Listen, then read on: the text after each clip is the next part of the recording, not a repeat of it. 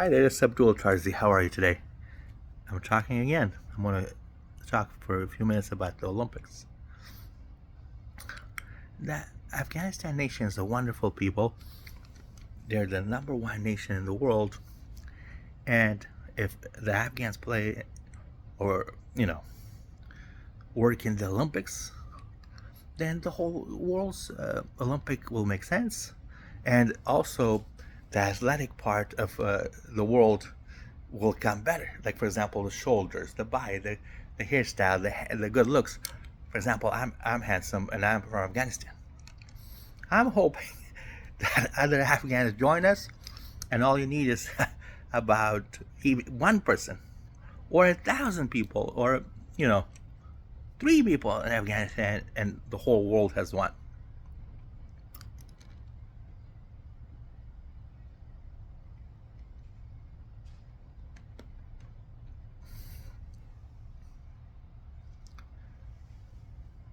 Why can't we? Can't we stop talking? Well, because the Afghanistan nation is a good nation and things are going well, and we have a lot of their cultures and their way of life, like water or eating fruits. Or there's a hot dog in Afghanistan. There's a hot dog here. Well, if you're going to be number one nation, you can bring other people too. You know, and you have to be able to also participate in their important things like Olympics. The reason is the other touring nations will get to do very well. Another thing I learned from Afghanistan. I watched Afghanistan. I wouldn't even think about this. They're so intelligent. My mom is so intelligent. She buys Robitussin in America all the time. When she had it in her room, she doesn't do that much medicine, but she doesn't cough too much. Her voice is very good. I just tried it in the United States, Robitussin. Sorry, it's called Ricola. Ricola has a commercial. She bought Robitussin for her children because she has 6 kids. And we tried her method, like when we're sick and coughing, we take the Robitussin. When we have the a mild, a small, a little breathing situations, you take the Ricola. And it's amazing how well those things work. It's amazing. I mean, I can speak well. I can have a low voice, and I can have a very large voice. I can have a very big voice. I got a brother Faisal that speaks even louder than me, 7 foot. Why you can't have these kind of people in the Olympics? For example, I got 7 family members. 2 are 7 footers, 2 are 6 footers, 2 are 5 footers, and 1 is 4.5 foot. Why can't we have 1 or 2 in the Olympics? All we have to do is use common sense like this, one only, and we can solve all this stuff because my family is doing the very best they can. For example, right now, currently, we work in more safer stuff, but in actuality, it's very difficult. For example, this talking and yelling, it's like on television. If Seinfeld have to talk this much, it's like myself, Seinfeld. Have you seen Seinfeld on television in Afghanistan? How much he works? I got one brother that works in Texas. Well, that one follows everything George Bush or Mr. Karzai says. And that around the same time, Karzai just got some taxes. Big thing about taxes. Same with Bush. That one. My mom had to work in Macy's department store. That's not easy with retail. It's so difficult. It has several floors. I didn't even know it has like 1, 2, 3 floors. She used to work there. And my sister raised 2 children in a different country. She's from Afghanistan. She had 2 kids here. My mom had 6 kids, but we were born in Afghanistan, all of us. And my sister had 2 kids here. She worked in an automobile. That's so difficult. Olympic, yeah, I can sleep in your Olympic and do well. My sister works very hard, and she worked in 2 jobs. One was raising kids. One was, like, for example, the Macy's. She even worked in Kia in the corporation. And another Afghan girl who had blonde hair, she said, "My dad told me we can't sell any of these cars, but we can do anything else." Then my sister had to work over there, Mr. Karzai. Why can't they? We had to work in cars. My cousin Yosef has. Excuse me, I'm having the. Not shaking. It's easy. This is Afghanistan. I still don't shake. And I'm in the United States. I'm having the Ricola right now, like Coca-Cola Ricola. There's a big commercials about this. Anyways, my cousin Yosef had 2 jobs, raising children in a foreign country like the United States. He used to give money to his sister, and also he had an automobile job as well.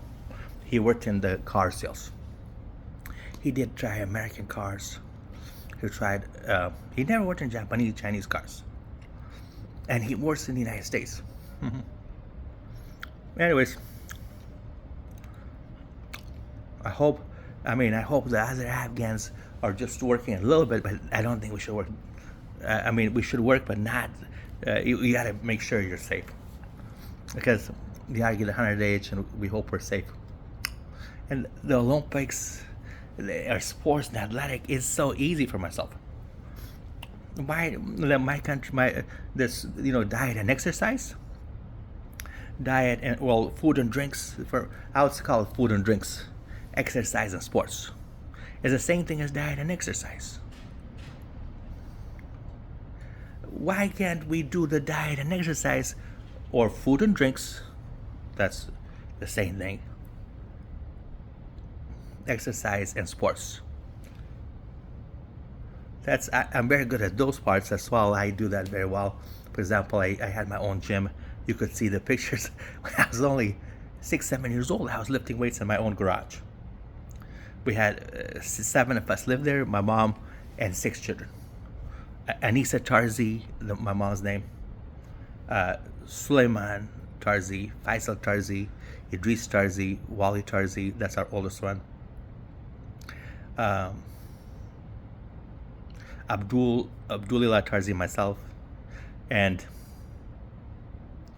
Uriya Tarzi, then also Anisa Tarzi, my mom.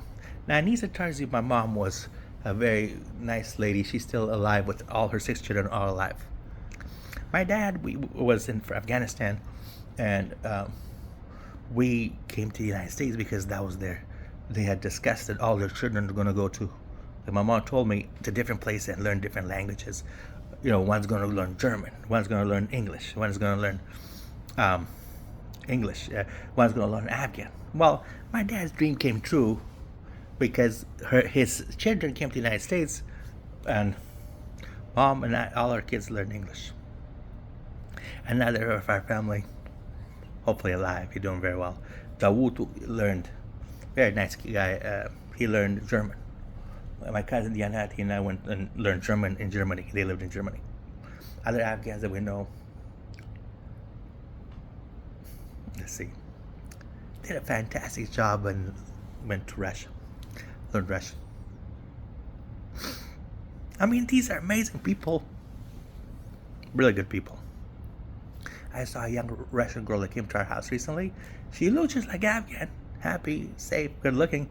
And she said, well, she's born in Germany. And so we're very excited to see them in the United States. Then we've had Germans come here that are Afghans. They said they're born in Afghanistan, but learned the language of Germany, and they started speaking German, fluent German. And it's so funny when they talk. They show us a couple words like du bist a Schluck, or du bist sexy, things like that. Du bist a Schluck means I can't say it in English. I don't have that language. Du bist sexy means you're sexy. Anyway, so they're talking about wonderful, wonderful things, and those folks are very, very intelligent. They have gone to almost every country, a lot of good countries, very good languages.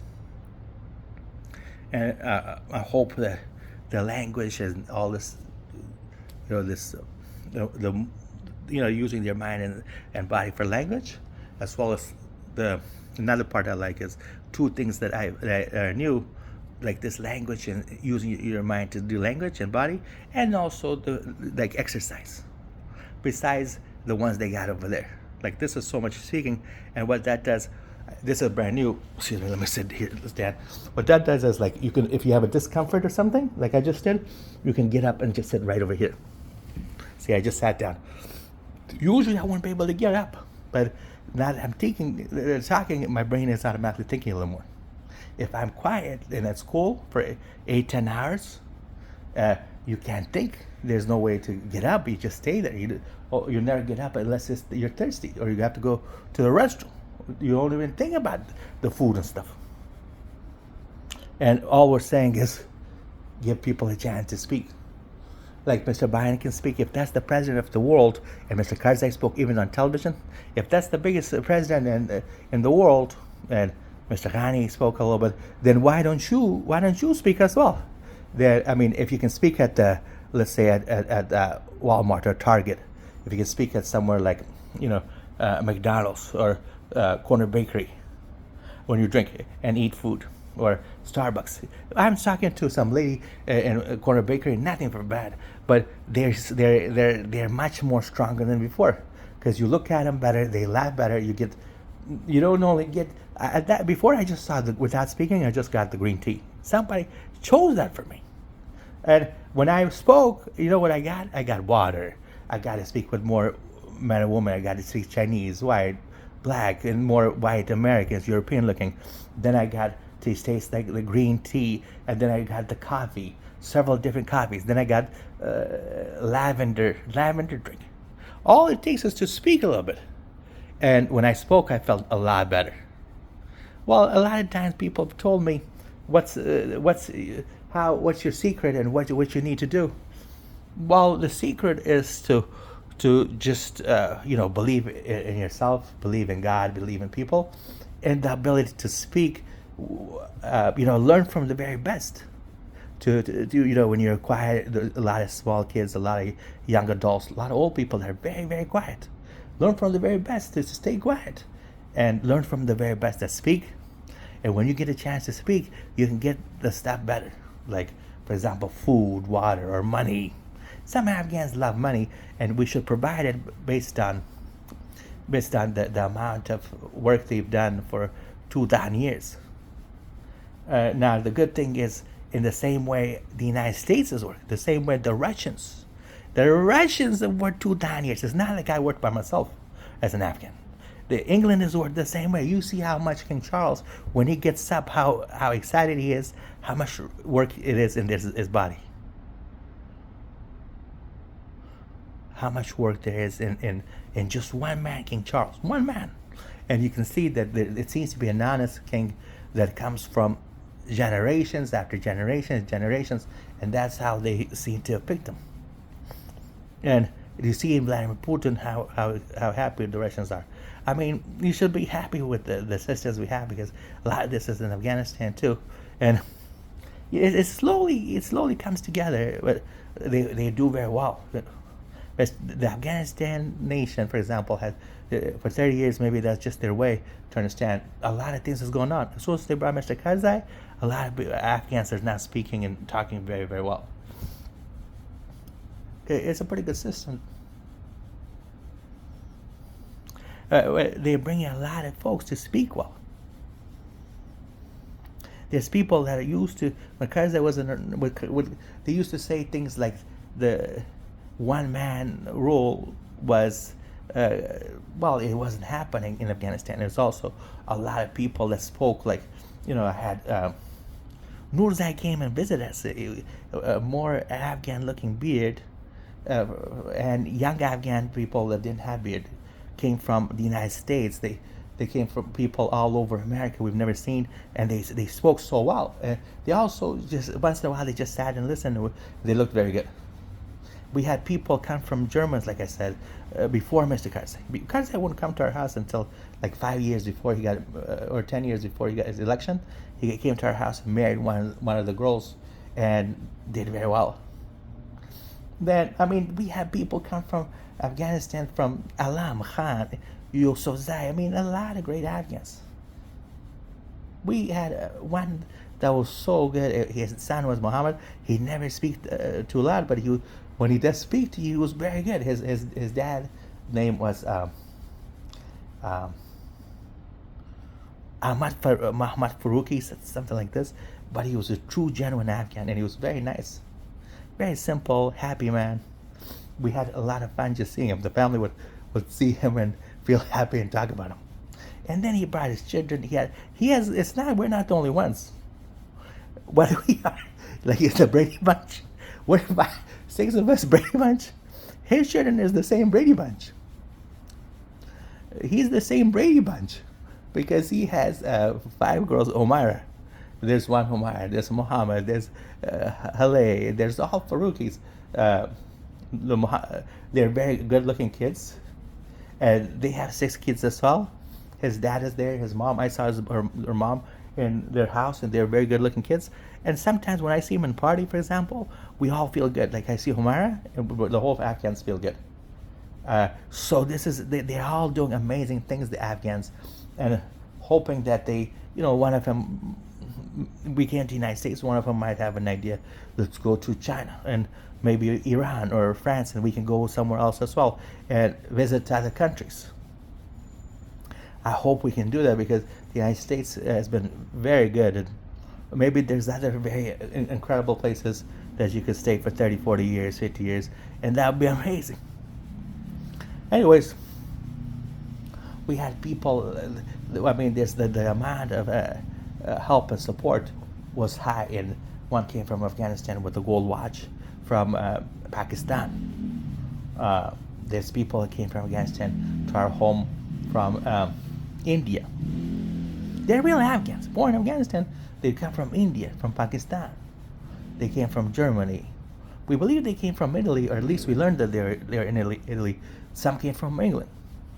And we had amazing friends. So I'm hoping we can go to see those nations, because although this is a great nation, there's a lot to do. There's a lot of work to do. There's amazing stuff. It's good to travel. Oh, by the way, I'm very thankful to Mr. Biden and George Bush and Kamala Harris. Believe it or not, all 3 wrote to me letters to myself, named to myself. So I'm very happy with the president, and I think they're going to be all right. Because this is international system of 200 nations, and all those folks are having presidents. Every country in Africa, 50, 80 countries in Afghanistan, 30 to 50 countries in the United States, 33 countries to 400 nations in the oceans around the world. Little small islands that are like countries.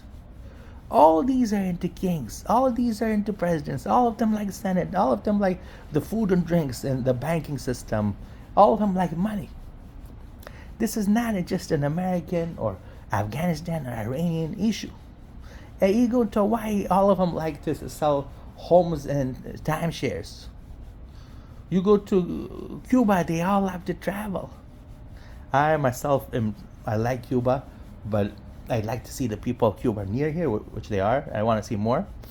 But I also like to go to like the bigger countries like France and Germany and Russia. And the Cubans should come with us. The Cubans have worked in the oceans, and how they like the oceans, how they used to do well. And the communists, it's easy. Communists in some way to make peace with the Cubans, like I do. I had made Cuba peace a long time ago. Communists with Russia or capitalists, the United States, has some way to make peace. Hey, capital and communism is not that much different. One is communism with, let's say, like a comma. You've seen comma? Communism? It's just comma. I don't know if that's like Russia and Germany, Afghanistan, because the United States use a lot of comma. One has a capital, like a C, like that. Remember CCCP? CCCP, the communist? Well, CCCP, the communist, comma, and the Russians got a freedom, and they had to do a lot of things, and they already brought the freedom. They already did the work. Afghanistan, remember the Mujahideen, Taliban? Some before that, and they had to do a lot of work to get some freedoms. And remember the United States, and they had some kind of issues with some types of drugs. Their drugs were probably drugs, and maybe the westerns, the drugs, they had to do a lot of work to get the freedoms. I mean, they already did this in our lifetime. Everyone had the same difficulty. You remember Iranian, the Ayatollah was not accepted until people started speaking well, including myself. The Russians are accepted more. The Americans or Chinese accepted well. So I mean, this capitalism and this communism, as long as the human has different qualities, that's welcome, because how are you going to get the different eye shape? And then also religion. Religion's the same thing. If you have Jews, Christian, and Muslim, and Buddhist, the more you have, as long as a person can see that they're all the same, the more shape.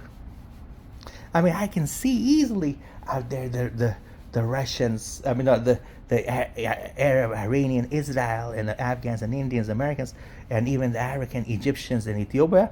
If you speak with them, they want something big and something grand, even if they're just Jews. Even if they're Christians, even if they're just Muslim, they want something. They think big. I couldn't believe that a Jew thinks as high as a Muslim. I couldn't believe a Christian thinks as high as a Buddhist. I mean, the Buddhists, they all think big. I can have a dream of a house. I can get married. I can get a business. My family can. And all those should be happy. We should all pray with each other. And then also, I mean, that's important to think about the friendship we have with all those people. Is incredible. It's incredible. Thank God my health is good. I don't know if I'm more Muslim looking. If people don't know, what religion am I? Am I Muslim? Am I Christian? Am I Jewish? You can see it in my eyes. Am I Buddhist? And like my uncle would say, you could be a little bit of both, one or two, or all of those. That's what he said about himself. Anyway, so this is a good talk about. Most of my stuff was going to be about government, which I'm still going to discuss later. But I know a lot about religion too. I love the religion part. Another thing is in religion, like for example, you could have a great speech with your uncles, mom, and family, and we should be very happy with those. You could brothers and sisters, even the president, or even in religious, you might even have a speech with the government agency, and they can talk to you. The more, the better. I try to call even my doctor. I sit with them, and they help me with religion. Believe it or not, when I sit with them, I tell them how I'm doing, how I feel. Recently, to my nurse and doctors, I really care for them, and social services, government. I tell them, mom, I tell them, and brother Saul and Faisal, my sister, I tell them, and then they listen very well, and they give me some advice. That's wonderful religion. But I have not gone to a priest. My secret is I don't go to a priest. I don't go to a mullah. I always wanted to, but somehow that's been our secret. I don't go to rabbi. I go to my own family. I go to my own doctor's nurse, so I can participate with everyone. It's wonderful, and I hope the mullahs are okay with this, because they'll still get some people. Because the mullah is not able to. I mean, I need a little mullah, but he's not able to. You can't. I was able to share closer stuff with my family, and I was able to share more things to my doctor, nurse, and social services, even more to here in the television. I can't share nothing with mullah. I can't share nothing with priest. I tried going to a priest, and the church ladies, a whole bunch of them said, "Come and talk to me. Don't even talk to the priest." I tried to go to the masjid, and a whole bunch of ladies called me on the phone. No, just talk to me. Don't go to the mullah. And I also tried to go to the rabbi, but a whole bunch of nice men and women said, "Come on, just discuss this with us," because our secret is just regular population, regular friends, and I talk to my uncles all the time, my brother and sister all the time. If you agree with this type of lifestyle, just do it and see if it makes sense. I mean, because you could try it at home, and I still have a great prayer. I used to pray once a day. I don't pray 3-4 times a day. Once at night, I'd pray before I sleep. I'd go pray I usually pray to God and to the population, to make sure the population is forgiven, and to make sure all human is forgiven, all human are doing well, and all human are. I put my hands out. I put my hands like. Let me see if I can do it. I put my hand.